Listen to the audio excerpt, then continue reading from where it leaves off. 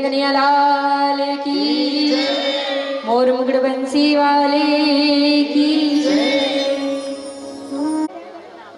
वृंदावन है और वृंदावन में तो जितनी शर्म हो ना सब भूल जानी चाहिए। जितनी भी शर्म हो भैया कि ये देखे वो देखे, कोई नहीं देखता वहां ठाकुर जी के अलावा। वहां सब उनकी गोपी रहती है और कन्हैया एक ही रहता है। तो जब तक हम यहाँ पर बैठे हैं तो हमें ठाकुर जी का नाम लेना है। और ये कथा श्रीमद् भागवत महापुराण सारी ग्रंथ है, इतनी कथाएं हैं, पर महापुराण श्रीमद् भागवत है जिसमें कन्हैया जी की अनेक लीलाओं का दर्शन करने को मिलता है। इसी पतित पावन कथा बिहारी जी की जो हमारे हृदय में, हमारे मन में विराजमान हो जाए। और हम यहाँ पर एक ही इच्छा लेकर बैठे हैं कि ठाकुर जी हमारे हृदय में विराजमान हो जाए। अच्छा बैठा कि नहीं बैठे, लेकिन कि और कई इच्छा लेने बैठे? नहीं तो मैं गिरी यहाँ ठाकुर जी के हृदय में बिठाऊं तुमको, हमारी इच्छा दूसरी है।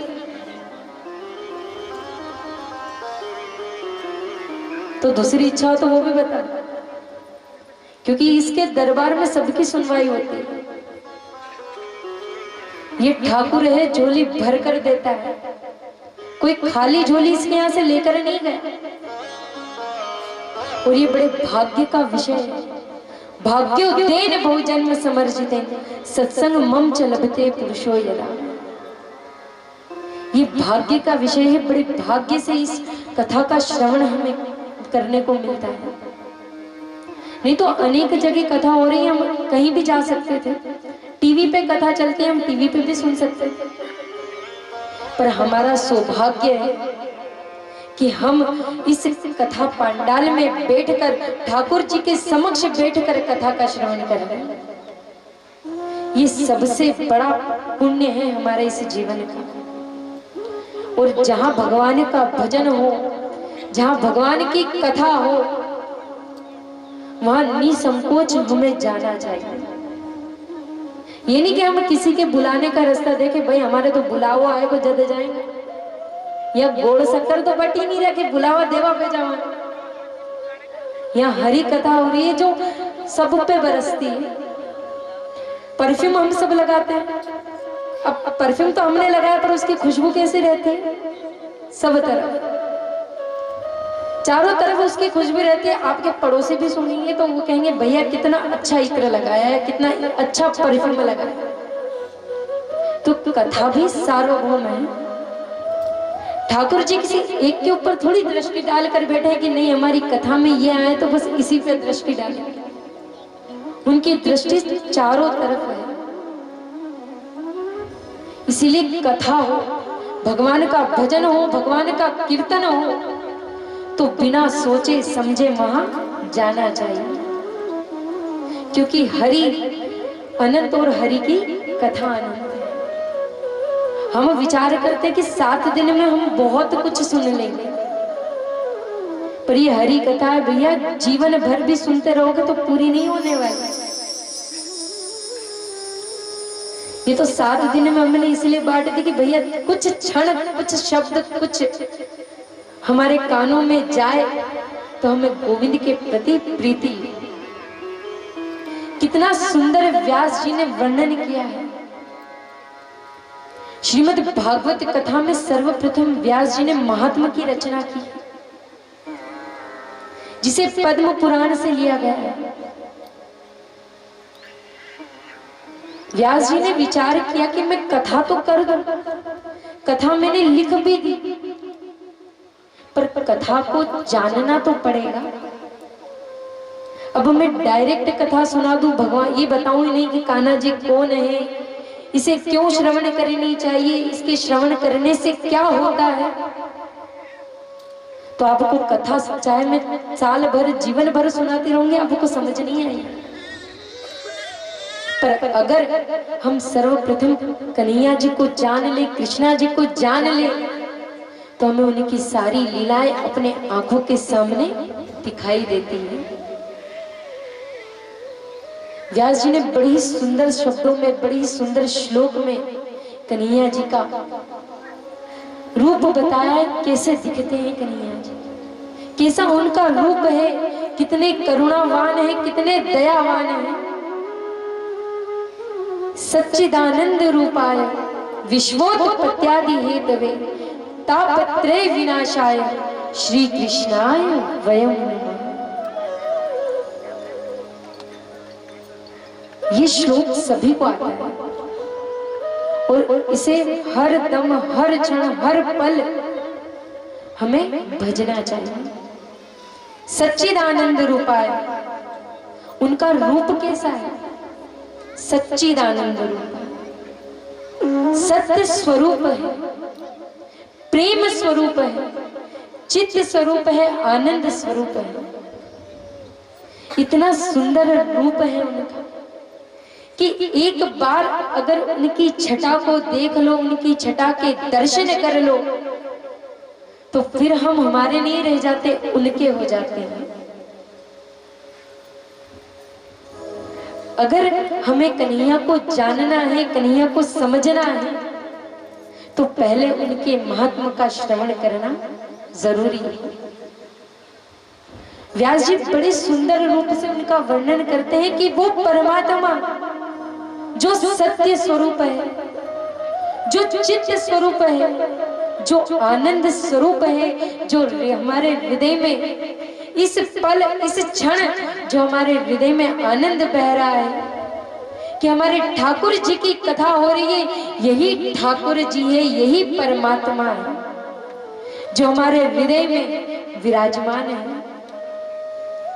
उनका कार्य है विश्वोत्पत्त्यादि हेतवे, जो पूरे विश्व को बनाते हैं, जो पूरे विश्व को बनाते हैं, उसका पालन पोषण करते हैं। उन्हें हर छोटे से छोटे जीव की चिंता होती है। हमें तो हमारे परिवार की चिंता है, हमें हमारे परिवार की चिंता है कि भैया हमारे घर में भोजन बना कि नहीं, हमारे बच्चों ने भोजन खाया कि नहीं, हमारे भाई ने भोजन किया कि नहीं। हमें केवल हमारी चिंता है, पर उस परम पिता परमेश्वर को पूरे संसार की चिंता है, जो छोटे से छोटे जीव की भी चिंता करता है।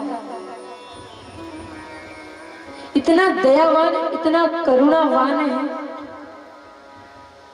तापत्रय विनाशाय, तीनों प्रकार के तापों से हमारी रक्षा करता है। देहिक, देविक, भौतिक ताप, ये तीन प्रकार के ताप हैं। और देविक ताप तो हर किसी पे, हम नहीं करते, मान मन्नत ले लेते हैं, भैया हमारी ये बात पूरी नहीं हुई, चलो गणपति जी के मंदिर जाएंगे, गणपति जी के मंदिर में ढेर घंटियां बजाएंगे और ढोक दे के कहेंगे गणपति जी केवल इतना काम कर दो जो हमारो 11 लड्डू चढ़ावा। नहीं, गणपति जी से नहीं बनी तो कहां चली गई? हनुमान जी का मंदिर में। बजरंगबली तम कर दो जो तुम्हारे 11 नारियल चढ़ावा। मतलब हमारा आंकड़ा फिक्स रहता है कि भैया 11 ही चढ़ाना है। कहीं गणेश जी ने नहीं सुनी, बजरंगबली ने नहीं सुनी, तो हम कहाँ जाएंगे फिर? राम जी का, राम जी से शिकायत लगाए, हनुमान जी ने तो सुनी नहीं, अब तुम सुन लो। और मान मन्नत लेने के बाद जब वो कार्य पूर्ण हो जाए, हमारी बात पूर्ण हो गई, भाई हमारी जो इच्छा थी सब पूर्ण हो गई, तो फिर हम मन्नत भूल जाए। कद ली थी, कौन सी ली थी, कई बात जो उस समय देवताओं को क्रोध आता है कि भैया जब हमें मनाना था तो दिन रात हमारे घंटी बजे बजे ने जगाता था, जब मन्नत पूरी हो गई तो पूछ ही भी नहीं रहा। सो देवताओं लोगों को भी क्रोध आता है, उस क्रोध से भी भगवान हमें गोविंद जी बचाते हैं, ठाकुर जी हमारी रक्षा करते हैं। देहिक ताप जो हमारे शरीर से हमें कष्ट प्राप्त होता है, कितने ही कष्ट है। हमारे घुटनों में प्रॉब्लम है, घुटनों में समस्या है, ब्लड प्रेशर हाई है, शुगर की बीमारी है। आजकल तो ये बीमारी छोटे छोटे बच्चों में भी पाई जा रही है। ये दैविक ताप है जो हमारे शरीर से उत्पन्न हुए, क्योंकि हम हमारे इस संसार में इतना खो गए और अब तो हमें आरामी चीजें ज्यादा मिल गई। अब तो हम भैया 4 पहिए की गाड़ी से नीचे ना उतरे अगर धूप हो तो, क्योंकि उसमें एसी फिट है, तो एसी भी की सुविधा भी उसी में है, तो धूप में कौन निकले। और पहले जब था, पहले पैदल चलते थे लोग। अब अगर हमें पंचकोशी की यात्रा करने के दे तो नहीं होती हमसे। और पहले हमारे जितने लोग पंचकोशी की यात्रा कर कर घर आ जाते थे, और अब अगर हमें से खेत तक जाने को कहे तो हमें अच्छा सही है कि गलत है? सही है ना? तो ये संसार की सुख सुविधा है जो हमें इस कदर गोविंद से दूर करती जा रही है। हम कहते तीर्थ स्थान नहीं जा रहे, क्यों? क्योंकि वहां भीड़ भड़का होगा। भीड़ में कौन जाए? आराम से जाएंगे, और आराम रह ही जाता है। कहते रिया काम रावण से नहीं होता, तो अपने से क्या होगा? इसीलिए जो कार्य हमें करना है वो उसी पल उसी क्षण करना चाहिए। हम कहते हैं ना बचपन में बच्चे को, अरे अभी भगवान को नाम लेने कहीं करेगा, बुढ़ापा बाकी है, बुढ़ापा में बैठे बैठे कहीं करेगा, दूसरा बुराई करने से अच्छा भजन कर ले। पर जब बचपन से ही आदत नहीं डली तो बुढ़ापा में माला चलेगी? बुढ़ापा में माला चलेगी? अच्छा कितना लोग माला फेरते, अब इसमें भी शर्म आई। फेरो कि नहीं फेरो इतना बताओ। बस एक ही जना फेरे मतलब। तो अब फिरने भी नहीं, कि बचपन से तो हमने ली नहीं हाथ में। अब माला हाथ में लेते ही हमारे घर को ध्यान आए, कहीं मालूम घर पे कहीं भी रहो, हम मंदिर में बैठे, घर में बहु ढंग से काम करी रही होगी कि नहीं? अरे वो काम माथे काम छोड़ी नहीं गए, वो काम करेगी कि नहीं? अच्छा ये संताप रहेगी नहीं? नहीं रे, यहाँ झूठ नहीं चले। अच्छा खेत को संताप आएगी नहीं आएगी? माला फेरते फेरते की याद करो ठाकुर जी की पक्की बात, फिर तो अच्छी बात। पर होता है कि अगर हम घर में माला करने बैठे हैं, भजन करने बैठे हैं, तो विघ्न अवश्य आते हैं। आते हैं कि नहीं आते? मैं खुद कह रही हूँ, जब मैं माला लेकर बैठती हूँ तो पहले तो 10 विचार बाहर के आते हैं। किसी और की तारीफ करना है, क्यों अपनी कर लो? 10 विचार पहले बाहर के आएंगे। जब उन विचारों को हटाकर जब मन गोविंद के चरणों में लगता है, तब जाकर पता लगता है कि भगवान ने संसार को कैसे बनाया हो, कैसे इसकी संरचना की। ऐसा पावन चरित्र है मेरे गोविंद का, इतना दयावान है जो हर कष्ट से हमारी रक्षा करता है। और उसकी रक्षा का जब हम पर उसकी कृपा होती है तो वो एहसास भी हमें हो जाता है। एहसास अपने आप हो जाता है कि हमारे साथ हमारे 2 कदम के अलावा और 2 कदम चल रहे हैं। हम तो 2 पांव से चल रहे हैं, पर 2 पांव से और भी हमारे साथ चल रहा है। ये एहसास जब हो जाएगा तब कहेंगे कि मन गोविंद के चरणों में। और मन को गोविंद के चरणों में लगाने का सबसे सरल उपाय है। व्यास जी ने बड़ी ही सुंदर संरचना की है और बड़ी सरल संरचना की है, क्योंकि ये संसारी जीव है, ये मोह माया में फंसा हुआ है। तो इसे श्लोक की भाषा, इसे वेद वेदांत की भाषा समझ नहीं आएगी। इसे सरल भाषा में समझाना पड़ेगा। ये गोविंद की कथा है जो छोटे से छोटे बच्चे को भी समझ में आ जाती है। आज घर घर में गोविंद है, आज घर घर में महादेव की पूजा होती है। वही कहते ना, एक लोटा हर समस्या का है। एक लोटा जल चढ़ाओ और भोलेनाथ से जो मांगना हो मांग लो, क्योंकि एक लोटे जल पर भी रीझ जाते हैं। भोले बाबा तो इतने भोले हैं कि भोले बाबा को जाकर कह दोगे ना कि बाबा इतना काम कर देना, जल चढ़ा कर जा रहे हो, तो भोले बाबा कहेंगे तुम घर तो पहुंचो, तुम्हारा काम हो जाएगा। पर हम इतने आलसी व्यक्ति हैं, आलसी जीवन हो गया है कि भैया कोई हमें कोई कह देना कि वहां तक जाना है तो उसमें भी हमें जोर आता है। हम तो ये चाहते हैं कि हम कर्म करें ना, फल हमें मिल जाए, पर बिना कर्म के यहाँ फल प्राप्त होना संभव नहीं। जीवन में कर्म के बिना कुछ नहीं, बिना कर्म के तो मैं भी यहाँ नहीं हूं, बिना कर्म के आप भी यहाँ नहीं आए। कर्म चाहे कैसा भी किया हो, पैदल चलकर तो आए, उतना तो कर्म किया। यहाँ बैठे हो 3 घंटे तपस्या करोगे, ये भी कर्म है।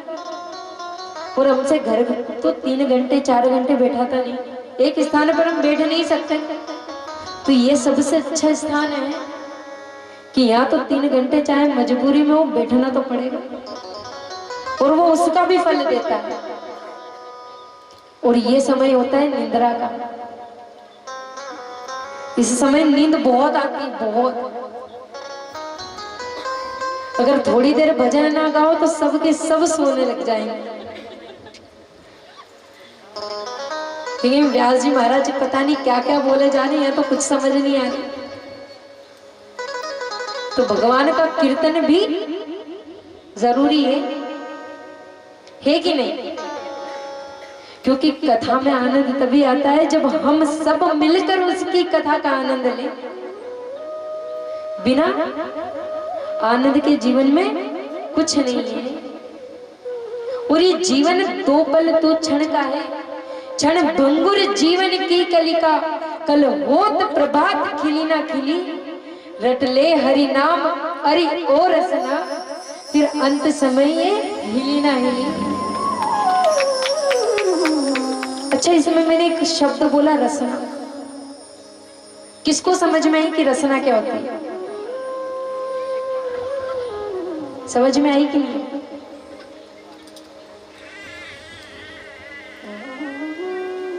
रट ले हरि नाम अरि ओ रसना, बोलते हैं कि नहीं?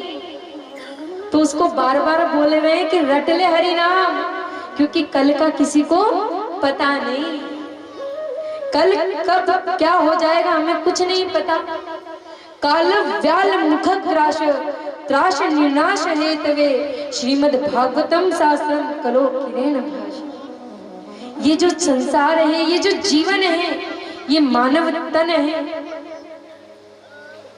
ये एक अजगर रूपी सर्प के मुंह में विराजमान है। हमारा शरीर सुरक्षित कब तक है? हमारा शरीर सुरक्षित कब तक है? जब तक वो अपना मुख बंद ना कर ले। और तब भी हम भगवान का नाम नहीं ले सकते, तब भी हम भगवान का भजन नहीं कर सकते। तो ये मानव जीवन बेकार है, व्यर्थ है ये जीवन। और इस जीवन का तो भरोसा ही नहीं है। अच्छा, किसे किसे पता है कि कल वो उठेगा? कौन कह सकता है कि कल वो उठेगा? पर जिसे उस पर विश्वास है वो कह सकता है कि उठेगा। और मैं कहती हूँ मैं कल उठूंगी। इतना विश्वास है उस गोविंद पर, इतना विश्वास है उस कन्हैया पर कि वो मेरी बात टालेगा नहीं। अगर इतना विश्वास है तो हम कह सकते हैं कि हाँ भैया, हम कल उठेंगे और हम कल फिर भगवान की कथा का श्रवण करेंगे।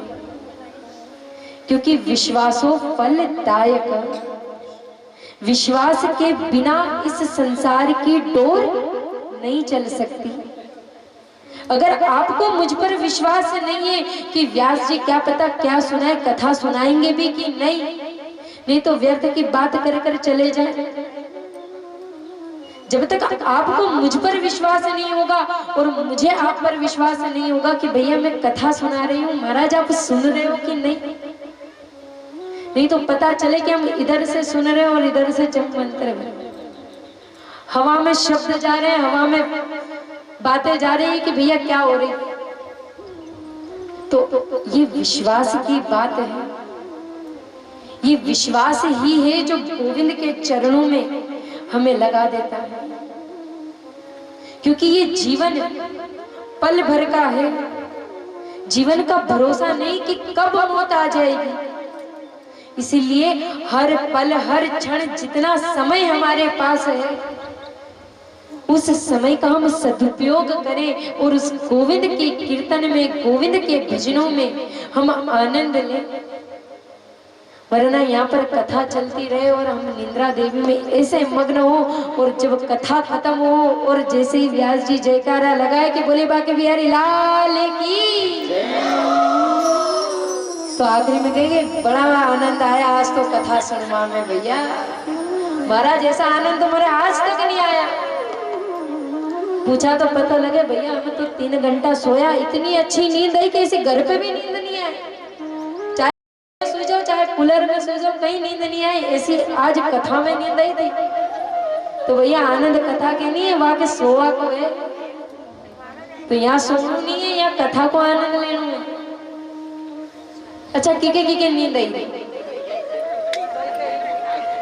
अब सही सही बोल दो।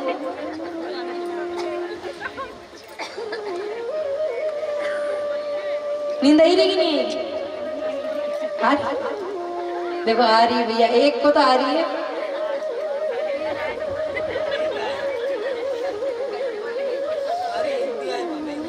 अच्छा नींद आ रही है ना, तो एक काम करना, भगवान का नाम लेना है, और कीर्तन तो आपने किया नहीं, सोई नींद आ रही है, तो अब कीर्तन करना है गोविंद का। बिना उसका कीर्तन किए, बिना उसका नाम लिए आप कथा में बैठ जाओ, ये संभव नहीं है। और कथा में नींद आए तो क्या बोलना है? राधे राधे। क्या बोलना है? क्या बोलना है? अब लगा कि नींद भागी है। इतनी देर से तो ऐसा लग रहा है कि भैया व्यास जी कहे कि तुम सब जाकर सो जाओ तो हम सो जाए। तो प्रेम से और भाव से हरि का भजन करते हुए कथा का आनंद लेंगे। बोले बाकी बिहारी लाल की। जीवन का भरोसा नहीं कब मौत आ जाएगी, जीवन का भरोसा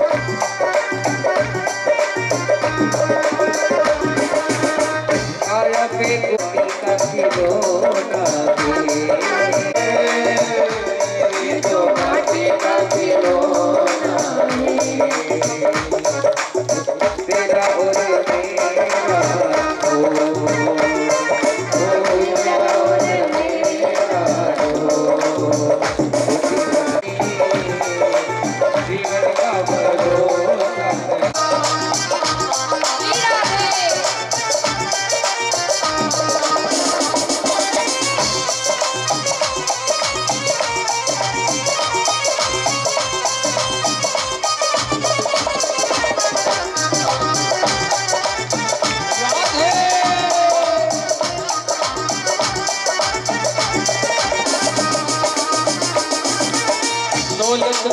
बात का मेला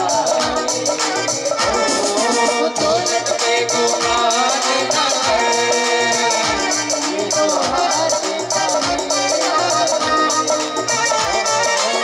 राजा है या रंग कोई, सब किसी किस्मत का खेला।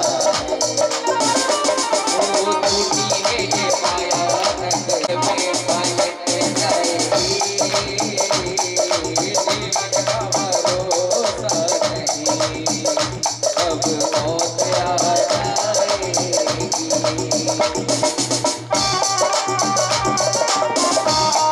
श्री राधे।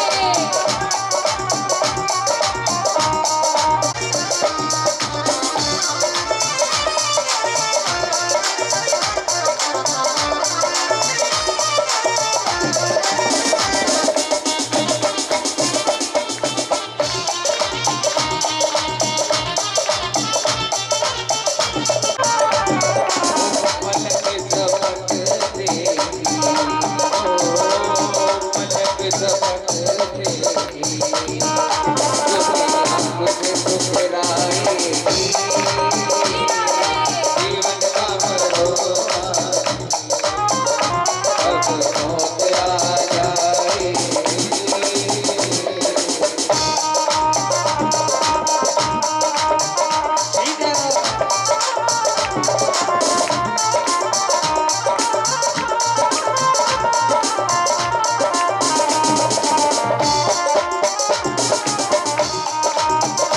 प्रेम से ओ जीवन का भरोसा नहीं, कब मौत आ जाएगी। जीवन का भरोसा नहीं, कब मौत आ जाएगी। जीवन का भरोसा नहीं, कब मौत आ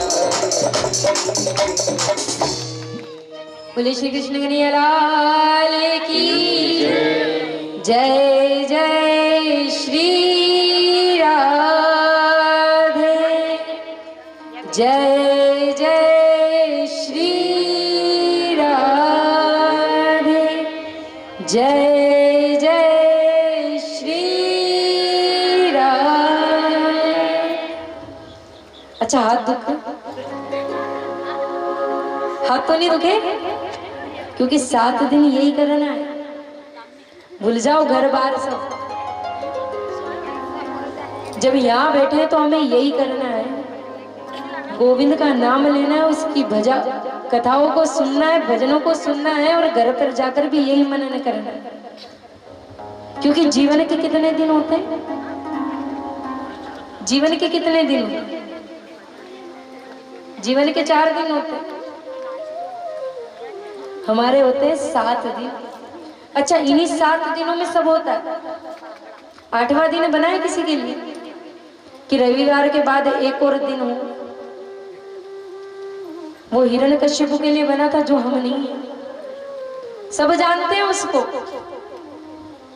तो हमारे जीवन में परमात्मा ने इतना सुंदर अवसर दिया है, इतना सुंदर जीवन दिया है। बड़े भाग मानुष तन पावा, बड़े भाग्य से मनुष्य शरीर मिला है, मनुष्य तन मिला है, जिसमें हम भगवान का भजन सुन सकते हैं, भजन का गायन कर सकते हैं, उनकी कथाओं को, उनकी लीलाओं को श्रवण करते हैं। और इन आंखों का सबसे बड़ा सदुपयोग भगवान की उस सुंदर सी झांकी का, भगवान की उस सुंदर से रूप का दर्शन करें। जब व्यास जी ने इतनी सुंदर संरचना हमारे बीच मध्य में प्रकट की है, तो इसका सदुपयोग हम करें। ये भागवत ज्ञान गंगा है जो हमारे हृदय को पवित्र पावन कर रही है। और इतना सुंदर अवसर हमें प्राप्त हुआ है गोविंद की कथाओं को श्रवण करने का, गोविंद की कथाओं को, गोविंद की लीलाओं को सुनने का। तो हम इसे गवाएं ना।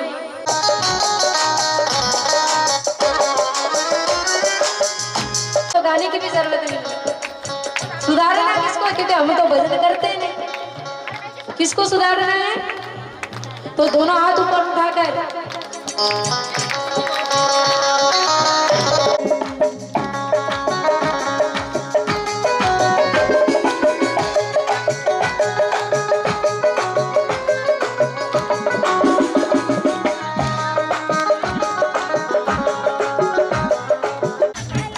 और पेट दर्द होते तो क्या करना चाहिए?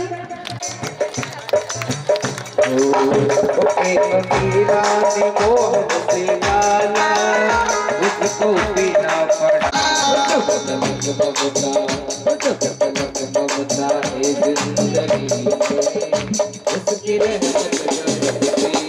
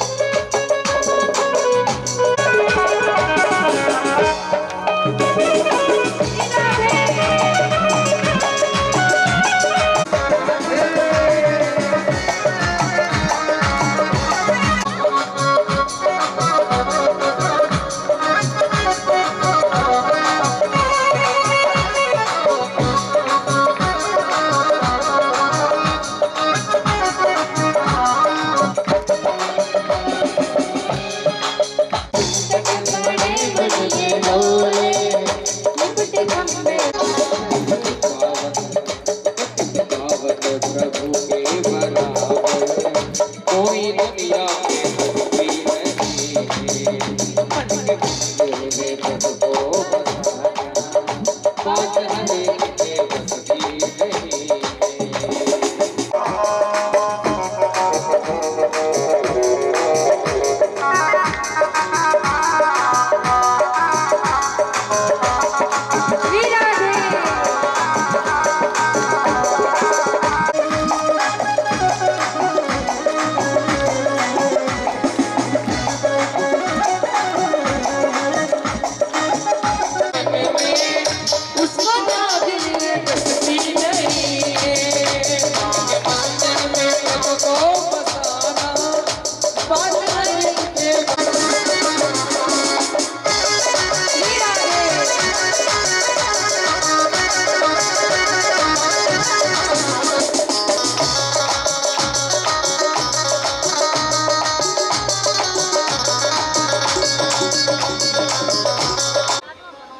तो गोविंद को हृदय में बिठाने के लिए हमें इसी प्रकार से साफ सफाई करनी पड़ेगी,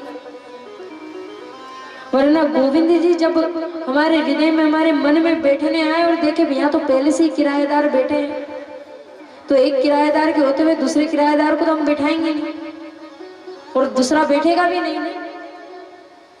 कि हमारे घर में एक रूम है उसमें हमने पहले से ही किराएदार बिठा रखे हैं और दूसरे को बोल रहे हैं आप भी बैठ जाओ, तो वो बैठेगा?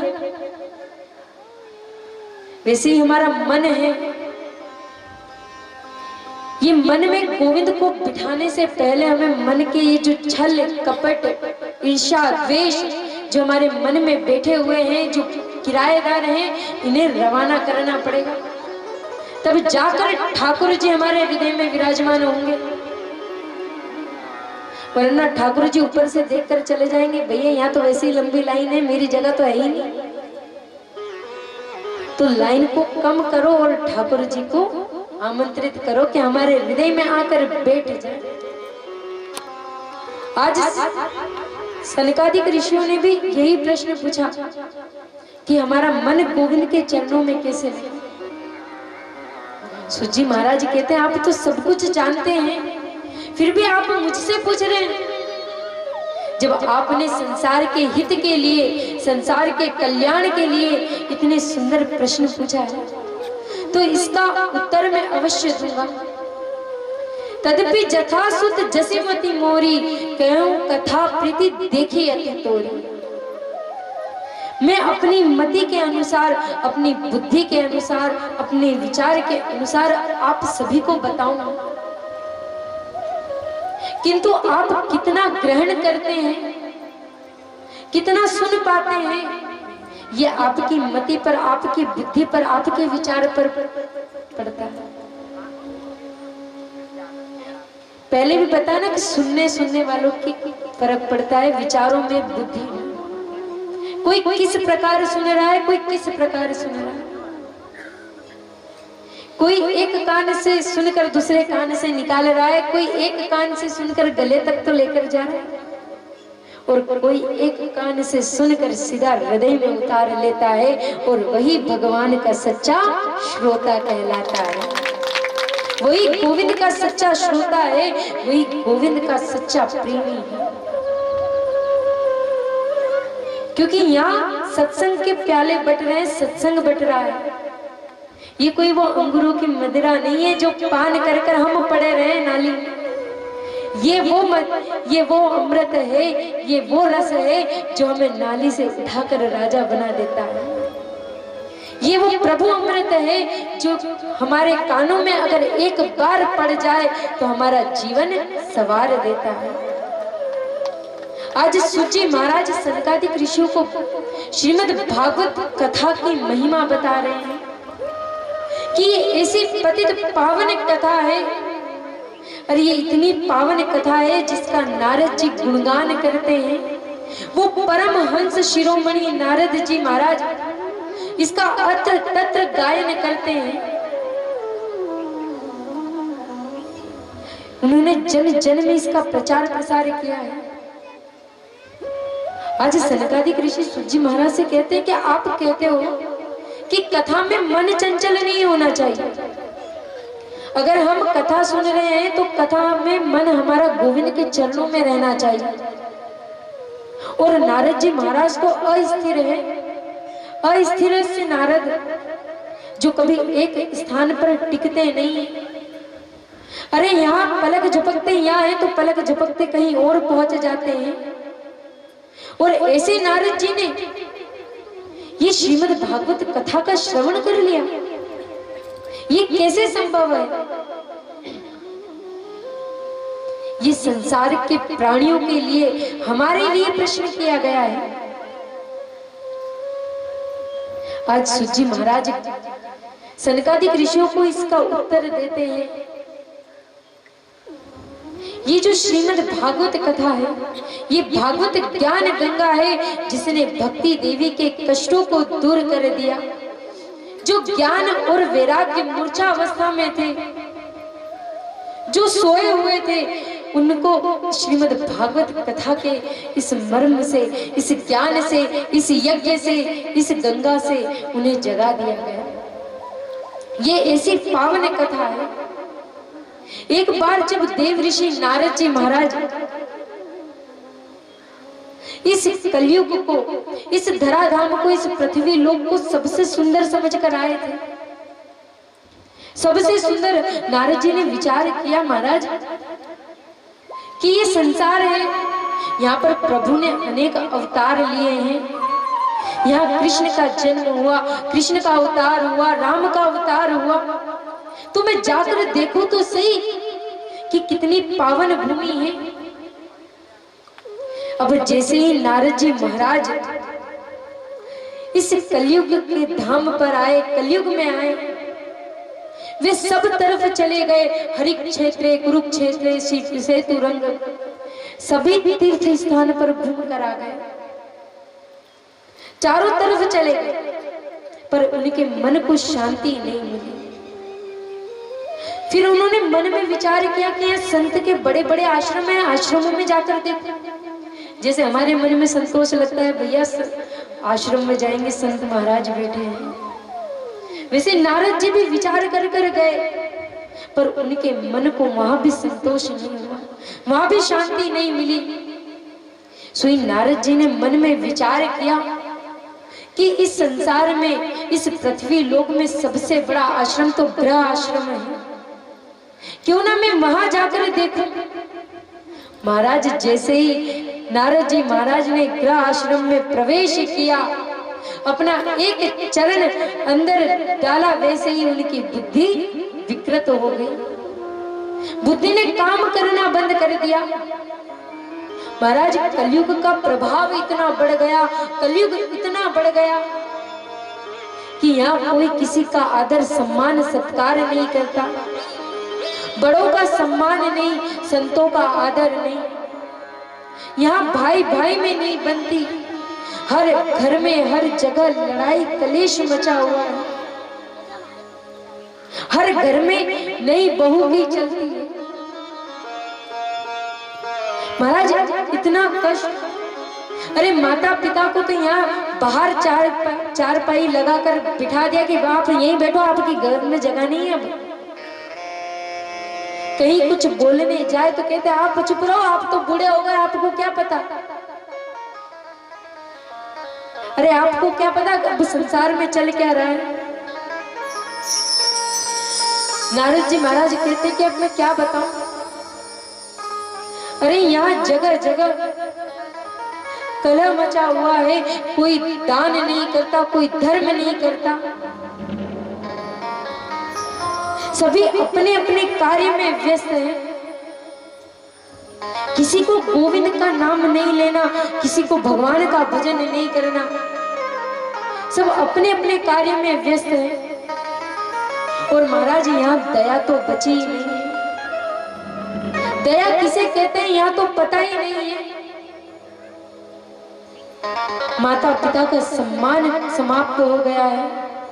अरे अब घर में कोई कार्य करवाते हैं तो क्या होता है, पहले बाहर से सलाह लेंगे, बाहर पूछ लेंगे कि भैया ये करना है, ये काम है, कैसे करना चाहिए, पर घर में बैठे माता पिता से कोई नहीं पूछता। और वो कह दे, अगर वो बोल भी दे बीच में तो उनको चुप करवा दिया जाता है। अरे आप चुप रहो, आपको क्या पता। अरे आप थोड़ी बाहर घूमते हो, बाहर तो मैं जाता हूं, मुझे 10 की सुननी पड़ती है। ये कलयुग ने सबकी बुद्धि को विकृत कर दिया है। ये कलयुग अवगुणों का धाम है। आज नारद जी महाराज जब इस कलयुग में पधारे, कलयुग में प्रवेश किया, तो उनकी बुद्धि ने काम करना बंद कर दिया। ऐसे कलयुग के दोषों को देखते देखते नारद जी महाराज श्री वृंदावन धाम पधारे। वो वृंदावन धाम जहाँ ठाकुर जी विराजते हैं, जहाँ राधा रानी विराजती हैं, ऐसे पतित पावन पवित्र स्थान पर आज नारद जी महाराज पधारे। उस वृंदावन धाम में कलयुग का एक पल, एक क्षण वास नहीं है, क्योंकि वहां परम पिता परमेश्वर गोविंद रहते हैं। और जहाँ गोविंद है वहां कलयुग दिखाई नहीं देता है। आज नारद जी से कलयुग के अवगुणों को देखते देखते श्री वृंदावन धाम पहुंचे। और जब वृंदावन धाम गए तो उनके हृदय को इतना अच्छा लगा, इतना पावन महसूस हुआ। वे विचार कर रहे हैं कि ये जो भूमि है, ये ऐसी पावन भूमि है जहां कलयुग का वास नहीं है। पर नारद जी ने वहां भी एक कौतुक देखा।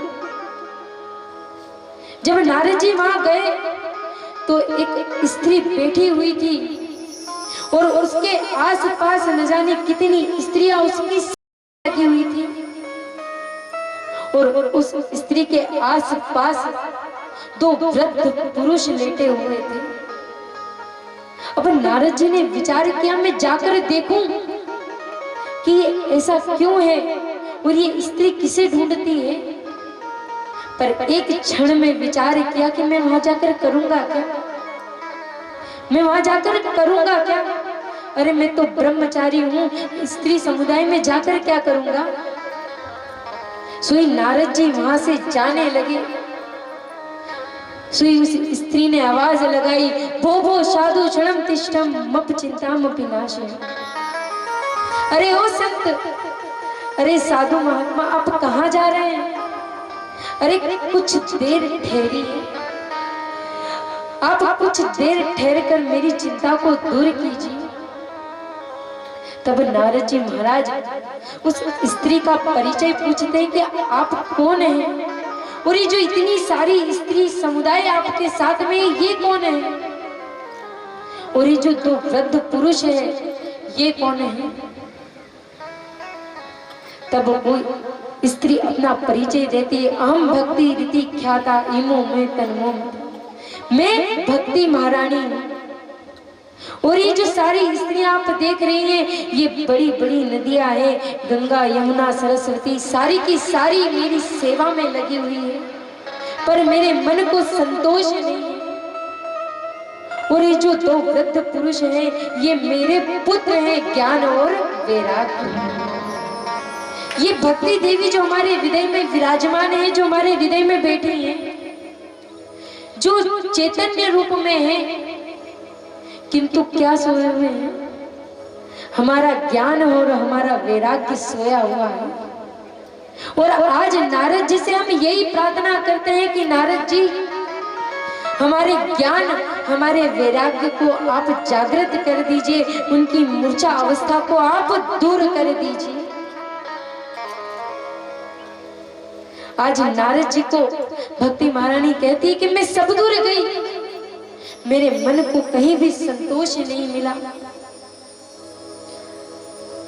मैं गुजरात राज्य में आई, वैसे ही क्षीण हो गई, वृद्ध हो गई, पर जैसे ही मैं इस वृंदावन धाम पर आई, वैसे ही मैं पुनः नवीन हो गई। पर जो मेरे पुत्र हैं, ज्ञान और वैराग्य, ये अभी भी मूर्छा अवस्था को प्राप्त है। और अब मोहे भाव भरोसे हनुमंता, बिनु हरि कृपा मिले ही नहीं संता। और अब ये मेरा भाव है कि आप संत मेरे यहाँ पधारे हैं, आप यहाँ पधारे हैं तो मेरे पुत्र ज्ञान और वैराग्य की मूर्छा अवस्था को जरूर दूर करोगे, उनके कष्ट को जरूर दूर करोगे, मेरी पीड़ा को जरूर दूर करोगे। तो आज नारद जी से भक्ति महारानी प्रार्थना करती हैं कि हे नारद जी, मेरे कष्टों को दूर कीजिए। तब नारद जी भक्ति महारानी को आश्वासन देते हैं और कहते हैं कि तुम क्यों चिंता करती हो? अरे तुम्हें किस बात की चिंता? अरे तुम तो उसके धाम में बैठी हो, वृंदावन में बैठी हो। अरे यहाँ किसी और की नहीं चलती, यहाँ तो केवल और केवल तुम्हारी चलती है, इसीलिए तो ज्ञान वैराग्य सोए पड़े हैं। वृंदावन में जाओगे, ग्वाल बालों से मिलोगे तो आपके ज्ञान और वैराग्य की उनको जरूरत नहीं है, आपकी भक्ति ही जरूरी है। और जिसके मन में भक्ति है वही वृंदावन घूम सकता है। अच्छा, वृंदावन कौन कौन गया? अच्छा, इसमें भी आलस। अच्छा, गए हो कि नहीं गए ये तो बताओ। अच्छा, वृंदावन गए हो कि नहीं गए? गए हो ना? देखा है वहां कैसा लगता है? अच्छा, पृथ्वी का स्वर्ग कहा जाए तो वृंदावन कहेंगे, जहाँ ठाकुर जी बसते हैं। और अगर कोई नहीं गया हो तो प्रेम से हम साथ में चलते हैं। कहाँ से? मन से। भैया शरीर से यही रहना है, मन से जाना और मन को वापस यहाँ लेकर आना है। हमें मन को कहाँ लेकर आना है? वापस यहाँ। पर अभी मन से कहाँ जाएंगे? वृंदावन जाएंगे। और जो जो नहीं गया है वो आज मन से जाओ, और फिर जब भी समय मिले, ऐसा अवसर प्राप्त हो तो जरूर वृंदावन घूम कर आना। अगर वृंदावन गए तो आत्मा वहीं छोड़ कर आओगे, ये मेरा मानना है। तो प्रेम से और भाव से वृंदावन की ओर चलते हैं। बोले कृष्ण कन्हैया लाल की। ओ मन चल रे वृंदावन धाम, राधे राधे गाए। देखो गाना भी है, भैया ने भी बोल दिया, मन को गाना पड़ेगा राधे राधे। क्या गाना पड़ेगा? अच्छा, क्या गाना पड़ेगा पहले बताओ। अच्छा, हाथ उठाने में तकलीफ? क्या गाना पड़ेगा? राधे राधे। आइए सभी भाव से ताली बजाते हुए, अरे राधे राधे गाएंगे, श्याम श्याम गाएंगे, राधे राधे गाएंगे, श्याम श्याम गाएंगे, राधे राधे गाएंगे, श्याम श्याम गाएंगे, राधे राधे गाएंगे, श्याम श्याम गाएंगे। मन चले रे वृंदावन धाम, राधे राधे गाएंगे, मन चले रे वृंदावन में बाके बिहारी।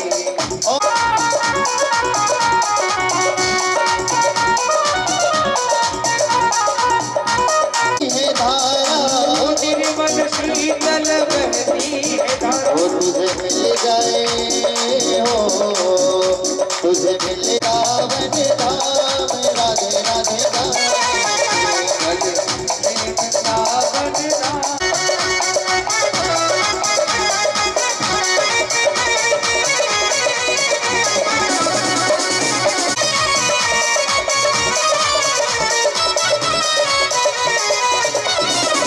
हमारे ज्ञान वैराग्य जगह रे हमारे ही होता है, बाकी सबका जगह ही है।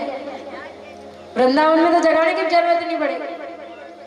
अपना यहाँ भजन हो तो अपना कहना पड़े कि ताली बजाओ। वृंदावन में तो कहवा की जरूरत नहीं पड़ेगी, तो नाचवा लगी जाए, कूदवा लगी जाए धीरे धीरे, क्योंकि वहां भक्ति महारानी की चले। आज नारद जी ज्ञान वैराग्य को जगाने का प्रयास करते हैं। जागो ज्ञान वैराग्य जागो, अरे जागो, जोर जोर से चिल्लाते उनके कान में कि ज्ञान वैराग्य जागो। गीता का पाठ सुनाया, वेद वेदांत सुना दिए, पर ज्ञान वैराग्य की मूर्छा अवस्था टूटने का नाम ही नहीं ले रही। अब तो नारद जी महाराज भी चिंता में आ गए, महाराज अब क्या करूं, अब कैसे जगाऊं ज्ञान वैराग्य को।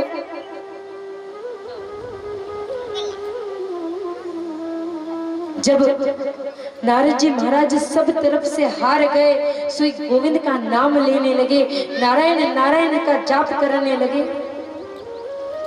और मैंने पहले भी आपसे एक ही बात कही है कि अगर गोविंद पर विश्वास है और उसके सच्चे भक्त हो, उसके सच्चे प्रेमी हो, तो आपको कष्ट में वो देख नहीं पाएगा। 2 कदम आप चलोगे, 10 कदम वो दौड़ा चला आएगा। 10 कदम आपके पास आएगा, पर आपको 2 कदम का प्रयास करना पड़ेगा। जब आप 2 कदम चलोगे तो वो 10 कदम चलेगा। आज नारद जी महाराज मन में चिंता कर रहे हैं कि मैं सबको ज्ञान देता हूं, मैं सबको ज्ञान वाली बातें करता हूं, और आज यहाँ मैं ज्ञान और वैराग्य को नहीं जगा पा रहा। चिंता में आके बैठ गए। सुई तभी आकाशवाणी हुई कि अरे नारद जी, ये यहाँ क्या कर रहे हो? ज्ञान वैराग्य को जगाने के लिए कोई सत्कर्म करो, आपको कोई सत्कर्म करना पड़ेगा। अब महाराज नारद जी महाराज ने अपने सिर को पकड़ लिया, बैठ गए। बोले इतनी देर से मैं क्या असत्य कर रहा था? अरे इतनी देर से भी मैं सत्य कर्म ही कर रहा था। मैंने गीता का पाठ सुनाया, वेदांत सुना दिए, पर इनकी मूर्छा अवस्था टूटने का नाम ही नहीं ले रही। अब नारद जी महाराज ने जैसे ही आकाशवाणी को सुना, इधर उधर दौड़ने लगे कि महाराज किसी से सत्कर्म क्या है जानकर आऊं। सत्कर्म के लिए जहां जहां जाते, जितने बड़े आश्रमों पर गए, सारे के सारे संत जन ये विचार करते कि अरे महाराज नारद जी आ रहे हैं, अरे नारद जी आ रहे हैं, शिरोमणि हैं, अरे वो तो राजाओं के भी राजा है, ज्ञानवान है। कई संत तो अपने आश्रम को छोड़कर भाग गए, कई संत ने मौन व्रत धारण कर लिया। महाराज नारद जी से कौन पंगा ले, नारद जी को हम क्या बताएंगे। आज ऐसे नारद जी सत्कर्म की खोज करते करते बद्रिका धाम में पहुंचे, जहां चारों भैया सनक सनंदन सनातन सनत कुमार विराजमान थे। आज नारद जी के मुखमंडल का तेज नष्ट हो गया था, उनका चेहरा उदास हो गया था। बद्रिका धाम में विराजमान चारों भैया जैसे ही नारद जी को देखा, नारद जी को देखकर कहते कि अरे नारद जी आप कहां चले, और आप इतने दुखी, आप इतने चिंतित क्यों हैं? नारद जी महाराज ने कहा मैं आपको क्या बताऊं, अरे मैं आपको क्या बताऊं, यहाँ पर मैं पृथ्वी को सबसे श्रेष्ठ समझकर आया था, पर यहाँ तो कलयुग का इतना प्रभाव है महाराज कि अब तो मेरी बुद्धि ने काम करना बंद कर दिया। और ऐसे कौतिक को देखते देखते मैं वृंदावन धाम पहुंचा तो वहां भक्ति महारानी अपने कष्ट को लेकर बैठी हुई थी। आज उनके कष्टों को दूर करने के लिए मैं सत्कर्म की खोज में निकला हूं, और आज मुझे ऐसा लगता है कि जिस खोज में मैं निकला हूं वो आपके पास जाकर पूर्ण होगी। आज चारों भैया नारद जी से कहते हैं, नारद जी आप तो परमहंस शिरोमणि हो, अरे आप तो सब कुछ जानते हो फिर भी इधर उधर भटकते हो। अरे आपको भक्ति देवी के कष्ट को दूर करने के लिए केवल एक ही उपाय करना चाहिए, साप्ताहिक ज्ञान यज्ञ कराना चाहिए, श्रीमद् भागवत महापुराण का यज्ञ कराना चाहिए, जिससे भक्ति देवी के सारे कष्ट दूर हो जाएंगे, सारी चिंता दूर हो जाएगी। नारद जी महाराज कहते हैं, आप किसकी बात कर रहे हो? अरे ये वेद वेदांत मैंने सब सुना दिए, मैंने वेद वेदांत सुना दिए, कानों में जाकर इतनी जोर जोर से पाठ किया है, पर उनकी मूर्छा अवस्था टूटने का नाम नहीं ले रही, और आप कह रहे हो भागवत महापुराण करवाओ। अरे ये भी तो वेद से बनी हुई है। सनत कुमार कहते हैं, आप सब कुछ जानते हुए भी ये कहते हो? अरे आप ही ने तो व्यास जी की चिंता दूर की थी। जब व्यास जी चिंता में थे इस संसार के लिए, तब आप ही ने तो जाकर उनकी चिंता को दूर किया था, और आज आप ही अपना ये सवाल पूछते हो। अरे ये श्रीमद् भागवत महापुराण है जो देवताओं को भी प्राप्त नहीं होती। जब सुखदेव जी महाराज राजा परीक्षित को कथा श्रवण करा रहे थे, सारे देवता स्वर्ग का अमृत लेकर आए थे, पर सुखदेव जी महाराज ने उन्हें अभक्त समझा, अभक्त जाना और वहां से भगा दिया। ये इतना अमूल्य, इतना पावन अमृत है जो स्वर्ग के अमृत से भी बड़ा है। आज नारद जी ने सनत कुमारों की बात मानकर गंगा के किनारे आनंद नाम के तट पर सुंदर सा व्यास मंच लगाया, जहां 4 आसन लगाए और सनत कुमारों को बुलाया। ये सब नारद जी महाराज भक्ति महारानी के कष्ट को दूर करने के लिए कर रहे हैं। ये चिंता, ये कष्ट जो हम सभी के हृदय में है, जो हमारे ज्ञान वैराग्य मूर्छा अवस्था में बैठे हुए हैं, उन्हें जागृत करने के लिए, उन्हें पुनः जगाने के लिए आज नारद जी ने श्रीमद् भागवत महापुराण का आयोजन किया है। आज सनत कुमार चारों भैया अपने आसन पर आकर विराजमान हो गए और कथा करना प्रारंभ की, गोविंद की लीला सुनाना प्रारंभ की, और जैसे ही कथा प्रारंभ हुई मानो आकाश में ऐसी पुष्पों की वर्षा होने लगी, शंख बजने लगे, नमो शब्द शंख शब्द के जयकारे होने लगे, पुष्पों की वर्षा होने लगी, इत्र की वर्षा होने लगी। चारों तरफ आकाश मंडल पर देवता लोग छाए हुए हैं कि आज श्रीमद् भागवत महापुराण का आयोजन होने जा रहा है। सारे संत जन जो दूर दूर विराजमान थे सब दौड़े दौड़े चले आए। अब जैसे ही कथा प्रारंभ हुई, भक्ति देवी अपने दोनों पुत्रों को लेकर वायु की वेग से उस पंडाल में पधारी, जहां हर पत्ता पत्ता झूमने लगा, पत्ता पत्ता गाने लगा, राधे नाम की महिमा सुनाने लगा। ऐसा पावन और पवित्र स्थान बन गया जो वृंदावन के आगे भी फेल हो गया, इतना पावन बन गया। वहां हर क्षण हर पल गोविंद नाम का जयकारा गूंज रहा है, गोविंद के नाम की महिमा गूंज रही है। आज भक्ति देवी अपने दोनों पुत्रों को लेकर उस कथा पंडाल में विराजमान हुई और वहां आकर उनके दोनों पुत्र ज्ञान और वैराग्य भी जाग गए। और ये ज्ञान वैराग्य भक्ति देवी के नहीं, हमारे हृदय में सोए हुए थे, जो आज इस कथा के रूप में हमारे हृदय में जाग गए हैं। बोली बाकी बिहारी लाल की जय हो। आज भक्ति देवी ज्ञान वैराग्य की मूर्छा अवस्था टूट गई। आज भक्ति देवी नृत्य कर रही है, झूम कर गा रही है कि नारद जी महाराज आपने मेरे सारे कष्ट दूर कर दिए, आपने मेरी सारी पीड़ा दूर कर दी, आपने मेरे पुत्रों को जगा दिया।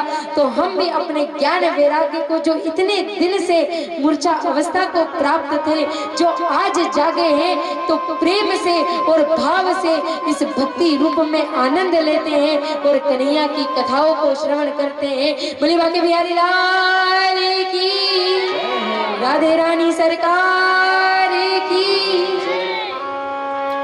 तो प्रेम से और भाव से चलना है। देखो यहाँ भक्ति देवी और ज्ञान वैराग्य सब जाग गए और आज से 6 दिन, अब 6 दिन बचे, आज का दिन तो गया हमारे।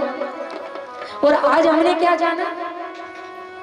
आज हमने भक्ति देवी जानी, ज्ञान वैराग्य जाने कि इस कथा से हम भगवत महापुराण से, भगवान की कथा से भक्ति ज्ञान वैराग्य भी जाग जाते हैं।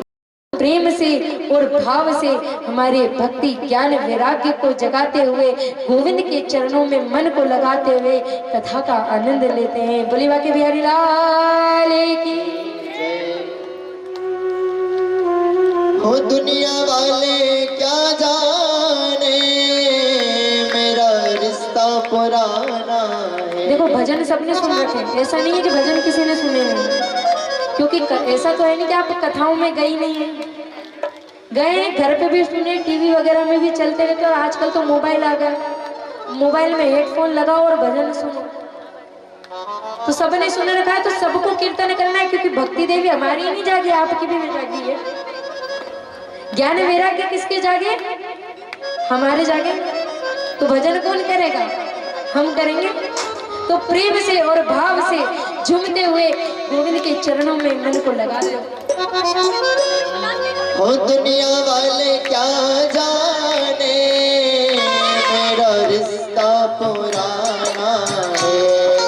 हो दुनिया वाले क्या जाने मेरा रिश्ता पुराना है।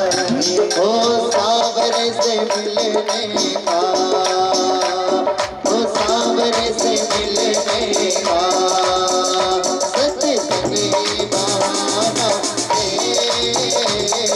सावरे से मिलने का सत्संग ही बहाना है। हो सावरे से मिलने का सत्संग ही बहाना है। सावरे से मिलने का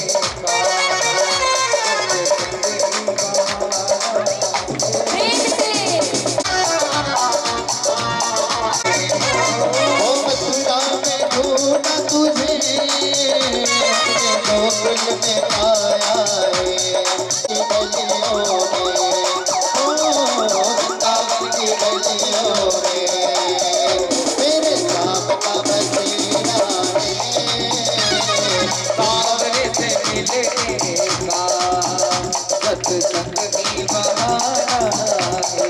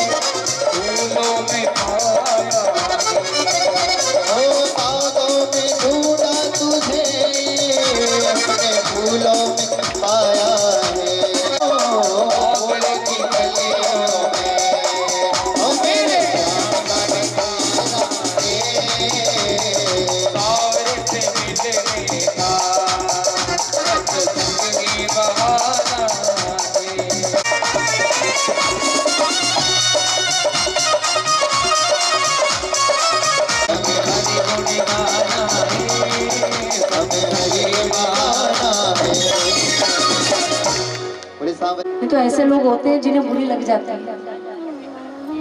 पर हम 7 दिन प्रयास करें कि हम गोविंद का नाम लें और 7 दिन में एक दिन तो निकल गया। मेरे भगत ने कथा सुनी है, यही 7 दिन में आपका पूरा जीवन आ जाएगा। और 7 दिन थोड़ा सा नियम, अगर जो प्याज लहसुन का सेवन करता हो, कहीं प्याज लहसुन का सेवन आप लोग करते हैं तो ये 7 दिन केवल प्रयास करना कि जब कथा पांडाल में आओ उस समय आप उसका श्रवण उसे खा कर ना आओ। अच्छा करोगे कि नहीं? प्रयास तो कर सकते हैं, इतना प्रयास हमें करना पड़ेगा, क्योंकि ये होते हैं तामसी जो हमारी बुद्धि को विकृत करते हैं। और हम यहाँ गोविंद के पंडाल में बैठे, गोविंद की शरण में चरणों में गिर गई, रोने लगी कि आपने मेरे सारे कष्टों को दूर कर दिया है। अब मैं सदैव आपके हृदय में विराजमान रहूंगी, सदैव आपके साथ।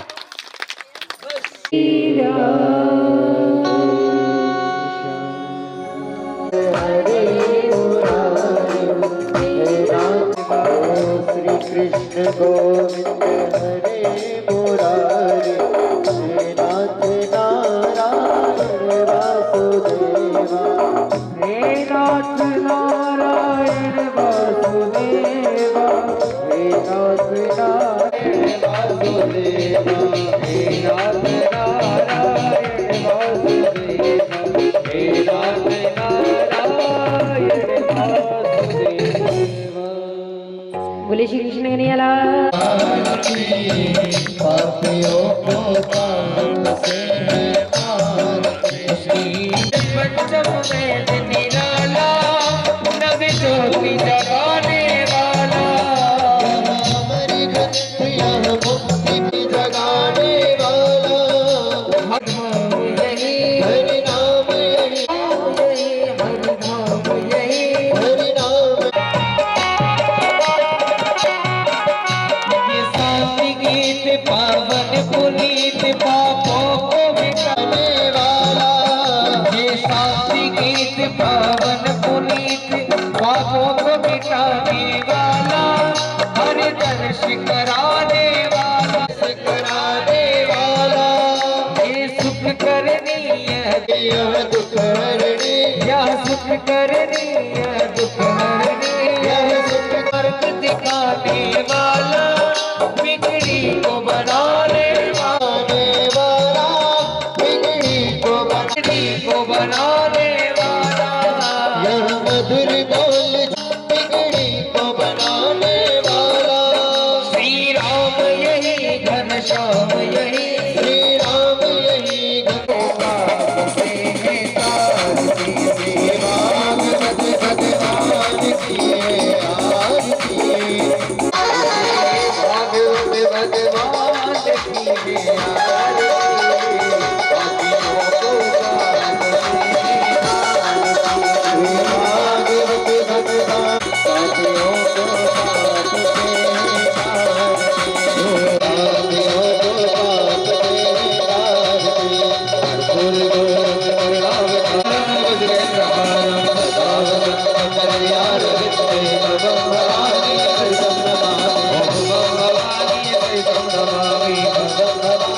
हरे राम हरे राम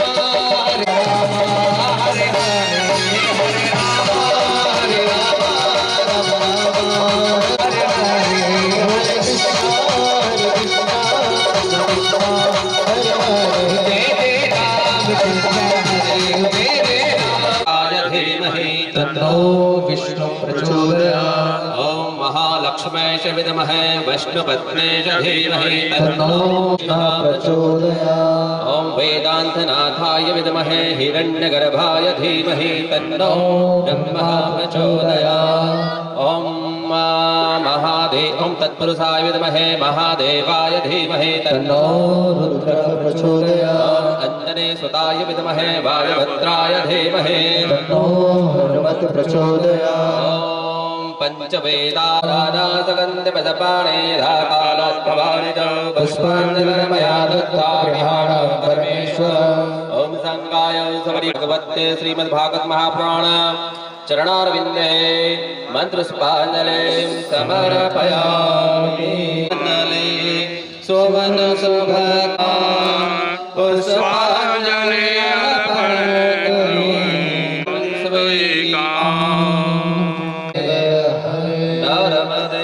तापहर आनंद की पूर्ण कर शिव पार्वती पते हर हर महा